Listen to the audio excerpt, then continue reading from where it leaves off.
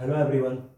In the last two videos, we have learned about the various operations on the sets, that is union, intersection, difference and complements of the set. In the last video, we have seen how Venn diagram can be drawn and how we can realize the various operations using Venn diagram. आज इस video में हम क्या पढ़ने वाले हैं, तो आज के इस वीडियो में हम उन सेट्स के अंदर जो भी एलिमेंट्स होते हैं उन एलिमेंट्स के जो नंबर होंगे उनकी काउंटिंग के बारे में पढ़ने वाले हैं. So today we are going to learn about the number of the sets. That number of the sets is called cardinal number. So cardinal number का डेफिनेशन क्या है हमारा? So cardinal number is the number of distinct element in the set. कहने का मतलब किसी भी element में किसी भी सेट्स में जितने भी एलिमेंट्स होते हैं उसे हम क्या बोलते हैं? कार्डिनल नंबर बोलते हैं. तो हमने कुछ एग्जांपल्स पहले लिए हुए हैं, हम उसी एग्जांपल्स को कंटिन्यू करते हैं. दैट इज ए, बी और यू. ए हमारे पास जो सेट है उसके पे एलिमेंट्स कौन कौन से हैं? तो 2, 4, 6, 8, 10. B is 1, 2, 3, 4 and 6. U is 1, 2, 3 up to 10. So what is the cardinal number of A? और we can say the number of elements in the set A is 1, 2, 3, 4, 5. So Na is 5. So cardinal number को हम n से represent करते हैं. तो किसी भी element, किसी भी सेट A का cardinal number Na is, for this case this is 5. Similarly cardinal number of B is 5.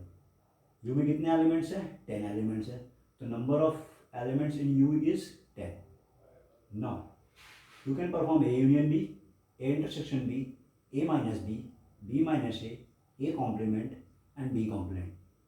So with respect to this given example, अगर हम ढूंढना चाहें कि मेरा A यूनियन B में कितने एलिमेंट्स हैं, तो you can see 1, 2, 3, 4, 5, 6, 7. So N A union B is what? 7. N A intersection B, कहने का मतलब वो एलिमेंट जो A और B दोनों में कॉमन होंगे. तो A और B में कॉमन एलिमेंट्स कितने हैं? 1, 2, 3. So that is 3. Okay. Similarly A minus B, हमें पता है ये जो पोर्शन है जिसमें 8 और 10 दिख रहा है, that set is called A minus B set. मैं उसे नीचे रिप्रेजेंट कर रहा हूँ. You can see this. So this portion is A minus B. और A माइनस बी में कितने एलिमेंट दिख रहे हैं हमें? तो 2 एलिमेंट दिख रहे हैं. So that is 2. Similarly B minus A में कितने एलिमेंट दिख रहे हैं मुझे? 2. Similar now A complement. A complement में कितने एलिमेंट होने चाहिए? तो A कॉम्प्लीमेंट में वो एलिमेंट होते हैं जो U में हैं लेकिन A में नहीं है. इसका मतलब U में 10 है और A में 5 है, तो कितने होने चाहिए? 5 होने चाहिए. Similarly B complement is 5. Okay. So ये बहुत छोटी सी बात है कि कार्डिनल नंबर क्या होता है. बहुत सिंपल भाषा में अगर हम समझने की कोशिश करें तो cardinal number is the number of distinct element in that set. So किसी भी सेट में जितने भी एलिमेंट होते हैं उसे क्या बोलते हैं? कार्डिनल नंबर बोलते हैं. ओके. वो तो एक बात हो गई. बहुत ही इंपॉर्टेंट रिजल्ट जो आज हम लोगों को पढ़ना है, जो हमें सीखना है और जिनका हम यूज करके प्रॉब्लम सॉल्व करेंगे, वो क्या है हमारे लिए? 2 relation. First n A union B and second this is n A union B union C. कहने का मतलब 2 सेट्स का यूनियन और 3 सेट्स का union.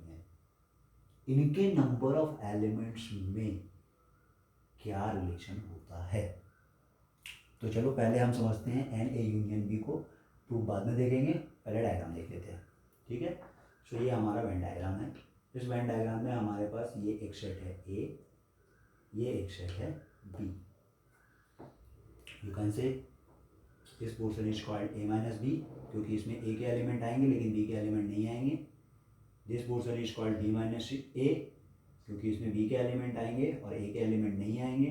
And this is A intersection B, क्योंकि यहाँ पे क्या है? यहाँ पे सिर्फ ए और बी के जो कॉमन एलिमेंट्स है वही आते हैं. जस्ट लाइक इसी को समझ लो, हमने रिफ्लेक्ट कर दिया है यहाँ पे. तो हम क्या बोल सकते हैं कि number of elements in A minus B is A, number of elements in A intersection B is B, and number of elements in B minus A is C. Okay. Now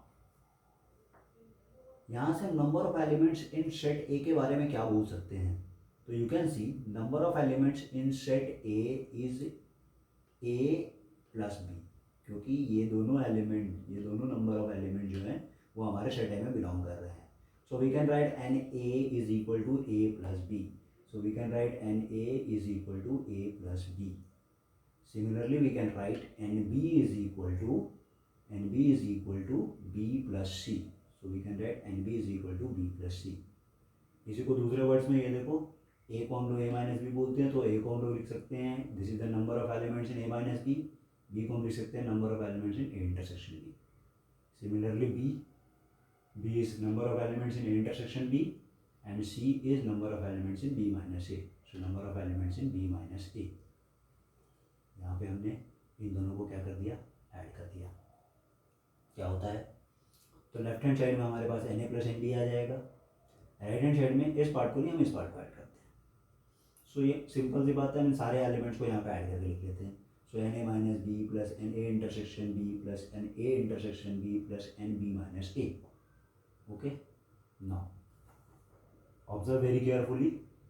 This number of element in A minus B plus number of elements in A intersection B plus number of elements in B minus A, जिसे मैंने red से टिक किया हुआ है, अगर मैं उसे यहाँ पे ऑब्जर्व करूँ अपने वेन डायग्राम में, तो मुझे क्या दिखता है, number of elements in A minus B, so this section.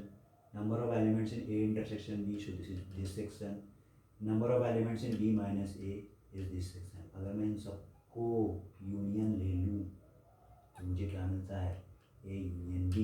So we can write this number of A minus B, number of A intersection B, number of B minus A is equal to number of A union B. So हमने इन तीनों को replace कर दिया number of A union B से, और हमारे पास एक number of A intersection भी अभी भी यहाँ पे रखा हुआ है. सो हमने उसे एज इट इज रखा. ठीक है. Now you can rearrange them. कैसे करना है हमें, तो इस पार्ट को हम क्या करते हैं, लेफ्ट हैंड साइड में शिफ्ट कर लेते हैं. सो NA प्लस NB, और ये वाली पार्ट जब लेफ्ट साइड में शिफ्ट होगी तो क्या हो जाएगा, minus of NA intersection B. So that comes out to be NA union B, which is the desired result. तो एक तरीका हो गया कि हम वेन डायग्राम का यूज करके कैसे अपने इस फॉर्मूले को प्रूव करेंगे. ठीक है. नेक्स्ट वीडियो में जब मैं इस पे प्रॉब्लम्स कराऊंगा तो तुम्हें और क्लियर हो जाएगा कि ये फॉर्मूले का एप्लीकेशंस कैसे करते हैं. वैसे इस फॉर्मूले को मैं यूज नहीं करूंगा, मैं बिना इस फॉर्मूले को यूज किए भी मैं यहाँ पे बहुत सारे क्वेश्चंस को सॉल्व करने की टेक्निक आपको नेक्स्ट वीडियो में बताऊँगा. ठीक है. नो सिमिलरली, अगर हमारे पास more than one set, two sets हैं तो क्या होगा. So more than two sets कहने का मतलब लेट अस अज्यूम दैट हमारे पास 3 सेट है. Then what is the number of elements in A union B union C. So what is the number of elements in A union B union C. तो ये formula हमारा एक formula बनता है. इस फॉर्मूले का डेरिवेशन हमको कैसे करना है, तो चलो इसे भी समझ लेते हैं बहुत अच्छे तरीके से. तो हमने एक वेन डायग्राम बना लिया फिर से, A B और C. ये कुछ एक ऐसा सेट है जहाँ पे सभी एक दूसरे से कहीं ना कहीं क्या है, कोई ना कोई एलिमेंट उनमें कॉमन है. हम ये एग्जांपल लेके चल रहे हैं. ओके. अगर नहीं होगा तो हम उसे बाद में जीरो कंसिडर कर लेंगे. ठीक है. ओके. नाउ सी, पहले यहाँ से स्टार्ट करते हैं कि NA इंटरसेक्शन B क्या होगा. तो NA इंटरसेक्शन B कहने का मतलब वो एलिमेंट जो A और B दोनों में कॉमन है. सो सी, ये एक सर्कल A का और ये वाला सर्कल B का, उनमें दोनों में कॉमन रीजन कौन दिख रहा है, मुझे B और G दिख रहा है. सो NA इंटरसेक्शन B क्या लेंगे, D plus G. Now similarly you can see intersection B intersection C में कौन से एलिमेंट आएंगे, तो B और C में जो कॉमन होंगे वो आएंगे. सो E और G. So number of elements in B intersection C is what, E and G. इन दोनों को ऐड कर दिया, so that is E plus G. Then number of elements in A intersection C कहने का मतलब A और C में जो एलिमेंट हो गए, तो A और C में कौन से कॉमन एलिमेंट्स हैं, F और G. तो F और G को ऐड कर दिया. Now this what is this G portion. तो G हमें वो रीजन दिख रहा है जो तीनों में कॉमन है. कहने का मतलब हम इसे बोल सकते हैं this is the A intersection B intersection C. So हमने इसे क्या बोल दिया, number of elements in A intersection B intersection C is equal to G होगा. कोई प्रॉब्लम. ठीक है. चलो आगे बढ़ते हैं. नाउ ये जो ग्रीन से आउटसाइड जो हमारा रीजन मार्क किया गया है, दैट होल, उसके अंदर के सारे एलिमेंट्स मिलके हमें क्या बनाएंगे, तो A union B union C बनाएंगे, और हमें इसकी ही वैल्यू कैलकुलेट करनी है. ठीक है. तो यही हमारे फॉर्मूले का रिक्वायरमेंट है. चलो इस फॉर्मूले को कैसे डिराइव करते हैं, तो फिर से जैसा हमने यहाँ पे स्टार्ट किया था हम यहाँ पे भी वैसे ही स्टार्ट करेंगे। क्या है हमारे पास, नंबर ऑफ एलिमेंट्स इन ए को हम देख लेते हैं पहले। तो ए के सर्कल में जो जो दिख रहा है उन सभी को ले लो। तो ए के सर्कल में हमें ए दिख रहा है, बी दिख रहा है, जी दिख रहा है और एफ दिख रहा है। So A D F G, number of elements in A. Similarly, you can see NB is what? B, D, G, E. B, D, G, E. Okay. Now, similarly, you can see number of elements in C is what? C, E, G, F. C, E, F, G. Okay. Clear everything? Now, अब हम क्या करते हैं, इन तीनों को add कर देते हैं। सो Na plus NB plus NC, Na plus NB plus NC। तो हम इनको थोड़ा ध्यान से ऐड करते हैं। क्या ऐड करते हैं, हमें पता है यहाँ पे A से लेकर G तक के टर्म्स आने वाले हैं, तो चेक करते चलते हैं कौन सी टर्म कितनी बार रिपीट हो रही है, हम उसके अकॉर्डिंगली से नोट करते चलेंगे। सो हम देखते हैं स्मॉल a सिर्फ एक बार यहाँ पे है, यहाँ पे, इधर और कहीं नहीं है। सो A हमारे पास वन टाइम होगा। नाउ चेक आउट B, तो B इधर कहीं नहीं है, इधर कहीं नहीं है, यहाँ पे एक बार है। So take it out. Similarly C। Now check for D, तो D हमें दो जगह पे मिलेगा, एक Na पे मिलेगा, दूसरा NB में भी मिलेगा। सो दैट इज 2D। ठीक है। सिमिलरली E क्या होना चाहिए, तो चेक करते हैं, E हमारा NB में है और NC में भी है। So that is 2D। Now check out for F हमारा एक यहाँ पे दिख रहा है और एक हमारा एक यहाँ पे भी दिख रहा है। So that is 2F। और G चेक करें हम, तो यहाँ पे भी है, यहाँ पे भी है, यहाँ पे है, तो ये बन गया क्या हमारे लिए 3G। ठीक है, ये बात क्लियर होनी चाहिए सबको। अगर किसी को कोई डाउट हो यहाँ पे तो they can ask me on the comment box. Okay. Now अगर मैं इस पार्ट में से क्या करता हूँ, सारे एलिमेंट्स को एक एक बार कंसिडर कर लेता हूँ, A plus B plus C plus D plus E plus F plus G. ठीक है, क्यों कर रहा हूँ ये अभी आपको नेक्स्ट स्टेप में समझ में आ जाएगी। ठीक है, तो हमने यहाँ से ऐसा किया, तो देखो हमारे पास A था, B था, C था, यहाँ पे 2D है, उसमें से एक D कंसिडर कर लिया, 2E है, उसमें से एक E कंसिडर कर लिया, 2F में से एक F को कंसिडर कर लिया और 3G में से एक G को कंसिडर कर लिया। ठीक है, तो हमारे पास रिमेनिंग क्या क्या है, हमारे पास एक D रिमेनिंग है, एक E रिमेनिंग है, एक F रिमेनिंग है और 2G रिमेनिंग है। हम क्या करते हैं, वो जो 2G हमारे पास बचा हुआ वो उस बचे हुए D और E को हम लोग क्या कर देते हैं, डोनेट कर देते हैं। तो कहने का मतलब है कि D के साथ में एक G ऐड हो गया तो D प्लस G, एक G इसके साथ आ गया। यहाँ पे जो E बचा हुआ था उसके साथ भी एक G ले लिया तो वो हमारा E प्लस G, एक और G आ गया। लेकिन हमारे पास 2 ही G थे और एक F बेचारा अकेला पड़ा हुआ है, तो मैं क्या करता हूँ, मैं उसको एक G अपने मन से दे देता हूँ और एक G बाद में सब्ट्रैक्ट भी कर लूँगा। चलेगा, कोई प्रॉब्लम? क्या वाला स्टेप क्लियर है? ठीक है, तो अब हम इनको ध्यान से समझते हैं कि ये वाले टर्म्स हैं क्या क्या। सो A to G, A B C D सारे एलिमेंट्स को मिला दो तो क्या बन जाएगा, A union B union C। सो इसका मतलब मैं ऐसे number of elements in A union B union C लिख सकता हूँ। Okay, now what is D plus G, E plus G and F plus G, और इसको हमने जो पहले ही मार्क करके रखा हुआ है। So that is N A intersection B, B intersection C and A intersection C। तो इसके लिए A intersection B, E plus G को B इंटरसेक्शन C और F प्लस G को A इंटरसेक्शन C ले लिया। बचा हुआ एक G जो माइनस में है वो G क्या हो जाएगा मेरा, तो A intersection B intersection C हो जाएगा। सो that is minus N A intersection B intersection C। अगर हम इस फॉर्मूले को रीअरेंज करें, रीअरेंज मीन्स मुझे कैलकुलेट क्या करना है, तो मुझे N A union B union C calculate करना है। तो मैं क्या करूँगा, इधर के जितने बचे हुए टर्म इन सभी को लेफ्ट साइड पे शिफ्ट कर दूंगा। तो लेफ्ट साइड में शिफ्ट करने का मतलब ऑलरेडी हमारे पास लेफ्ट साइड में क्या था, Na plus NB plus NC था। ये लेफ्ट साइड में शिफ्ट होगा तो माइनस साइन, ये भी लेफ्ट साइड में शिफ्ट होगा तो माइनस साइन, ये भी लेफ्ट साइड में शिफ्ट होगा तो माइनस साइन, और ये अगर लेफ्ट साइड में शिफ्ट होगा तो प्लस साइन हो जाना चाहिए।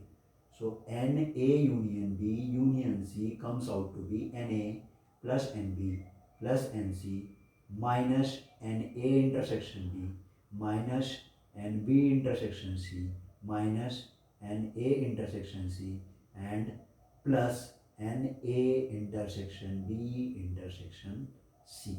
ये सारे टर्म को हमने क्या कर दिया, लेफ्ट साइड में शिफ्ट कर दिया और इक्वेशन को रीअरेंज करके हमने क्या कर लिया, यहाँ पे नोट डाउन कर लिया है। तो ये दो बहुत ही इंपॉर्टेंट फॉर्मूलेज हैं हमें, जिनके डेरिवेशन के बारे में हमने यहाँ से सीखा। वेन डायग्राम से हमें क्या चीज़ें समझ में आती है, थोड़ा हम इसके और डिटेल में जाते हैं। और वो डिटेल क्या है, हमें क्वेश्चन कैसे पूछे जाते हैं। तो हमें क्वेश्चन पूछा जाता है कि सपोज वी हैव 2 सेट्स और उन 2 सेट्स में कुछ नंबर ऑफ एलिमेंट्स है, ठीक है। और हमें बोला गया कि कुछ एलिमेंट्स उनमें कॉमन भी है, कुछ एलिमेंट्स उनमें जो है वो किसी एक में ही है। तो यहाँ पे अगर मान लो हमसे पूछा गया कि find the number of elements which are only in A, only in A कहने का मतलब जो सिर्फ ए में है, तो कौन सा पोर्शन दिख रहा है जो सिर्फ ए में है, तो ये है सिर्फ ए में। तो यहाँ पे मेरा आंसर क्या होना चाहिए, दिस स्मॉल है। That means number of element in A minus B पूछा हमसे। उसी तरीके से अगर पूछा हमसे कि बताओ number of elements which are common to both, तो वो क्या है हमारे लिए, बी है। Number of elements which are only in C, इसका मतलब सॉरी ओनली इन बी, इसका मतलब वो एलिमेंट क्या होना चाहिए मेरा, सी होना चाहिए। उसी तरीके से यहाँ पे और भी अगर 3 सेट होंगे तो यहाँ पे और भी अलग अलग वैरायटी के क्वेश्चन पूछे जा सकते हैं। क्या पूछे जा सकते हैं, तो this number of element which is common to all, तो तीनों में कॉमन क्या है, जी है, ठीक है। मतलब इस वाले रीजन की बात हो रही है। अगर पूछा गया हमसे बताओ कि number of elements which are exactly in 2 sets, तो एग्जैक्टली इन 2 सेट्स कहने का मतलब क्या, तो या तो ए और बी में हो, या तो बी और सी में हो सिर्फ, या तो ए और सी में हो सिर्फ। तो कौन कौन से एलिमेंट आएंगे मेरे, तो मेरे एलिमेंट आएंगे डी, ई और एफ आएगा।